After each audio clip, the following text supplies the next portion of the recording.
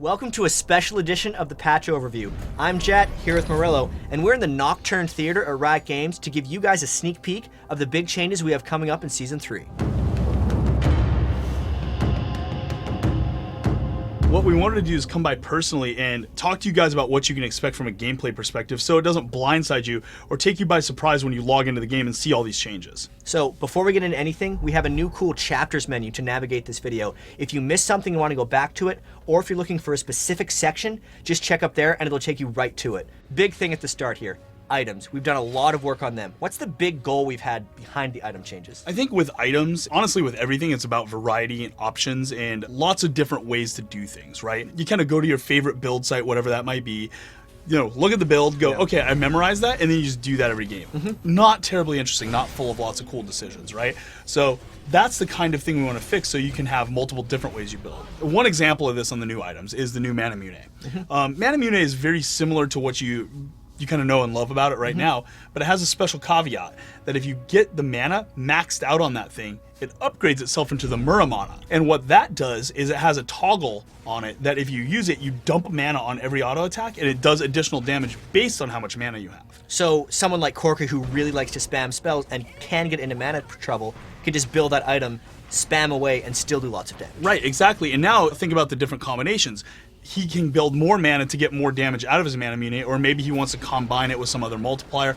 All sorts of things like that. It makes for different types of decisions based on the way you want to play and the character you're using. So let's talk about supports a bit, because there's someone who don't have much choice right now. Yeah, not always the best. Yeah, they go Heart of Gold, Philosopher's Stone, and then if they're lucky, they'll get an Aegis of the Legion or like a Zeke's Herald or something. Right. We've mixed that up a bit. They have more choice now. The best way to explain this, and follow me through this, give me a second, is we've removed Heart of Gold as one of the first changes we've done here. Right, and that sounds really weird because how are supports supposed to get gold now that they don't have Heart of Gold? Right, and we figured if they're buying the same items every game and that's what's giving them gold, why aren't we just giving them the gold through other methods so they can buy cool items, right? So for example, we've removed some of the gold from farming, just not Dominion levels or anything like that, and pushed it into ambient gold.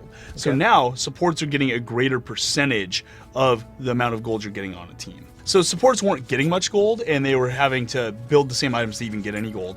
But then all that gold they do get, they have to spend on wards. So we've lessened the ward burden a little bit with a couple of interesting solutions, one of which I'll talk about right here, which is we affectionately call Ward Dropper. And it's an item that every time you go back to base, it gives you 4 charges and you can drop wards with that item, kind of like what you see on a Rayle's Lantern, right? Yeah. The interesting thing though is while you get a bunch of free wards for this, you can only have 2 out from this item at a time. So you're not doing like mass coverage like when it's time to like ward the whole map for a Baron or something. But when you're trying to ward your lane and build up some gold, definitely extremely gold efficient. You talked about an 80 caster item months ago and we failed on delivering on it pretty much for a while. Do we have that coming into Season 3? What do 80 casters got? Yeah, so 80 caster item where, I think is this question, right? And yes, we do. It was really hard for us to actually do kind of in our normal release cadence.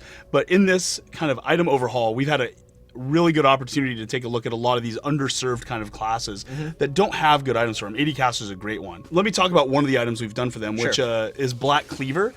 Black Cleaver's actually been changed to be an 80 caster item because it kind of sat in the same house with Infinity Edge and Bloodthirster and Black Cleaver, and I guess kind of like a Highlander of items. There can only be one of those guys that's going to be the best. So we just said, well, Black Cleaver can go do a different thing. It can go be a 80 caster item. So what you're going to see from that from now on is it builds out a Brutalizer, first of all, which is instantly, really awesome. You're on the right foot, right? And then it also has just 80 health and then all the stats you see on Brutalizer, plus an interesting, unique passive that shreds armor on all of your physical abilities, stacking up to a certain amount. Can I still do the stuff I'm used to? Like, we've changed a lot. My build's still going to work.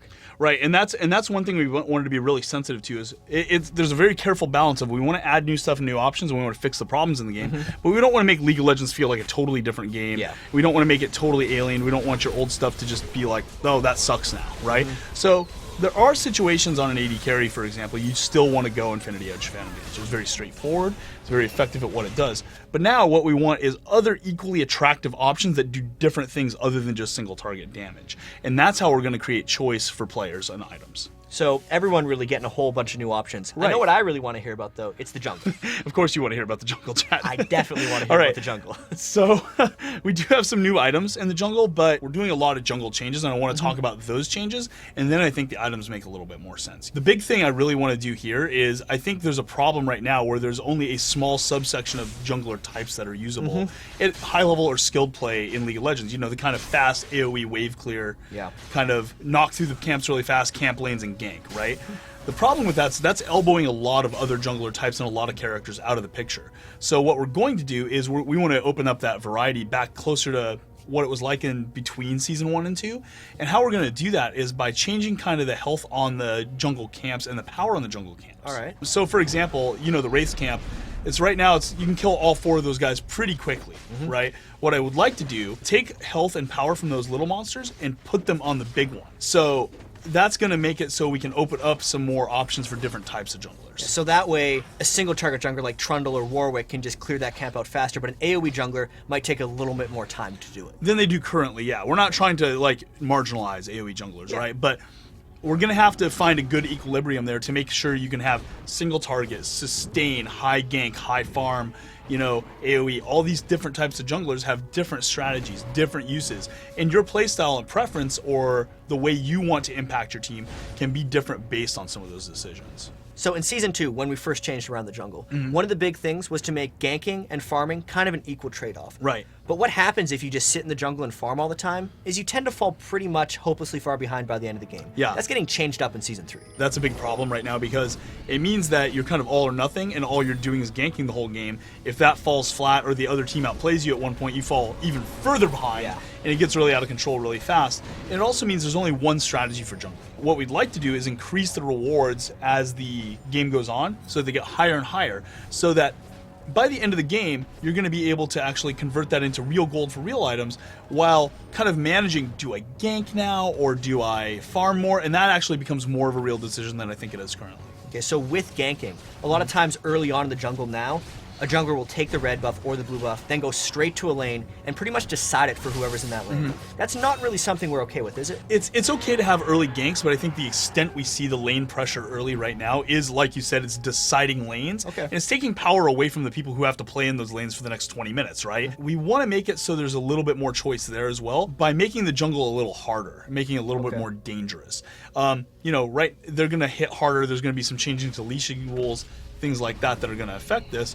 But to kind of smooth this out a little bit so you can still use a lot of junglers, we're adding a new item that's kind of a starter jungle item that does a lot of things to help you get better clear times and safer jungle clears. All right. Now, the choice there is you could either do that, take kind of a more farming approach and gank later, get to the levels you want to earlier, or you could go for that rush gambit of get the boots early like you do now and go for that lane and just see what happens. And if it works out, hey, great, you're going to be ahead. If it doesn't work out, you're going to have to go lick your wounds a little bit.